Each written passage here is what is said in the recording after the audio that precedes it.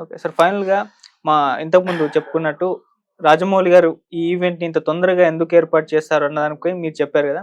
So, ఏదైతే ఆ purpose ఉందో అది నెరవేరిందా? ఈవెంట్ విజయవంతమైందా? దీనికి సంబంధించి ఏం చెప్పగలరు సార్? ఈవెంట్ విజయవంతమైందా? కాదా? అంటే విజయం అంటే ఏమిటి అనేది మనం అర్థం చేసుకోవాలి. Okay.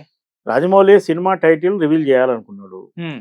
Mahesh Babu look reveal చేయాలనుకున్నాడు. ఆ ఓకే. 2 నెరవేరాయి. హ్మ్. అలాగే మనం ప్రత్యేకంగా అభినందించాల్సిన విషయం, వేల మంది అభిమానులు హాజరైనా, ఇతర హ్మ్. ఆడియన్స్ హాజరైనా ఎలాంటి ఇబ్బంది రాకుండా, ఎలాంటి కంప్లెయింట్ లేకుండా, ఎలాంటి లాఠీ చార్జ్ లేకుండా వచ్చిన వాళ్ళందరూ ప్రశాంతంగా వీక్షించే విధంగా అయితే ప్లాన్ చేశాడు. హ్మ్. వచ్చిన వాళ్ళందరూ కూడా క్షేమంగానే చేరినట్టుగా మనకు సమాచారం ఉంది. అంటే ఆ విధంగా చూసుకుంటే రాజమౌళి ఏదైతే చెప్పాలనుకున్నాడో అది జనాలకు చెప్పగలిగాడు. హ్మ్.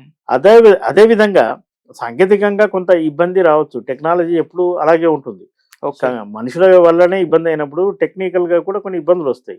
అది ప్లే కావడానికి కొంత టైం పట్టింది. లేదా టెస్ట్ డ్రైవ్ చేసేటప్పుడు కొంత లీకేజ్ అయినాయి అన్న కామెంట్స్ కూడా మనకి వినిపించాయి. హ్మ్. ఏది ఏమైనప్పటికీ ఒక ఈవెంట్‌ను అద్భుతంగా క్రియేట్ చేశాడు. ఇందాక ఓకే. చెప్పినట్టు ఇది ప్రపంచమంతా వెళ్ళే సినిమా అయినప్పటికీ తొలి హ్మ్. ఈవెంట్ మన తెలుగు రాష్ట్రాల్లో చేసినందుకు మనం ఖచ్చితంగా రాజమౌళిని అభినందించాలి. ఆ తర్వాత ఈవెంట్లు ఆయన ఇండియాలో ఎక్కడైనా చేయొచ్చు, హాలీవుడ్‌లో చేయొచ్చు, మరో చోట చేయొచ్చు. హ్మ్. కానీ ప్రారంభం మాత్రం మన తెలుగు రాష్ట్రాల్లో చేసినందుకు ఆయనకు ఖచ్చితంగా థాంక్స్ చెప్పాలి. ఈ పక్క 'మహేష్ బాబు' గారి మార్కెట్ కూడా ఈసారి గ్లోబల్ లెవెల్‌లో విస్తృతం కాబోతుంది. మరి దానికి తగ్గట్టు ఆ తర్వాత సినిమా ప్లానింగ్స్ ఉంటాయంటారా సార్?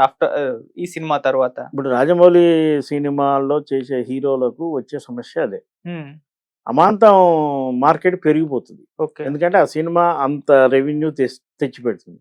మరి అదే హీరోతోని తదుపరి సినిమా చేసేటప్పుడు సమస్యొస్తది. హ్మ్. ఆ స్థాయి సినిమా చేయాలి. ఈ అవును. విషయంలో ప్రభాస్ జాగ్రత్త పడ్డాడు గాబట్టే, హ్మ్. ఇప్పటికీ ఆయనకు all India market, pan India లేదా పాన్ వరల్డ్ ఆర్టిస్ట్‌గా ఒక ఎస్టాబ్లిష్‌మెంట్ ఒచ్చి, హ్మ్. ఆయన సినిమాను 300-500 కోట్ల పెట్టుబడితో తీయగలిగే మార్కెట్‌ని ఆయన ఏర్పరచుకున్నాడు. హ్మ్. ఆ తర్వాత వచ్చిన హీరోలు ఆ రేంజ్‌కి పోలేకపోయారు. అంటే వెంటనే ఇమ్మీడియేట్‌లీ చేయాల్సిన సినిమా ఉన్న మార్కెట్‌ను కాపాడుకోవడం. హ్మ్. పెంచుకోవడం అవసరమో లేదో పక్కన పెడితే అసలు ఉన్నదాన్ని నిలుపుకోవాలి. ఓకే. ఇప్పుడు 'మహేష్ బాబుకు' ఈ సినిమా హ్యాపీ, అభిమానులు హ్యాపీ, అందరూ హ్యాపీ అవుతారు. What next? 'Mahesh Babu' career ఇంకా ఉంది గదా! హ్మ్. 'మహేష్ బాబుతోని మరి ఇంత పెద్దన సినిమా తీయాలంటే డైరెక్టర్‌కి కూడా సత్తా కావాలి.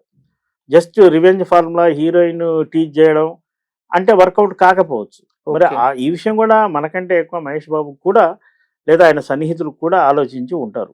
అలా అని వరుసగా రాజమౌళి ఆయనతోని చేయలేడు కాబట్టి, హ్మ్. ఏదైనా ఈ సినిమా తర్వాత 'మహేష్ బాబుకు' కొంత ఒడిదుడుకులు వచ్చే అవకాశాలు కూడా కనిపిస్తున్నాయి. Right sir. Thank you so much sir. Thank you.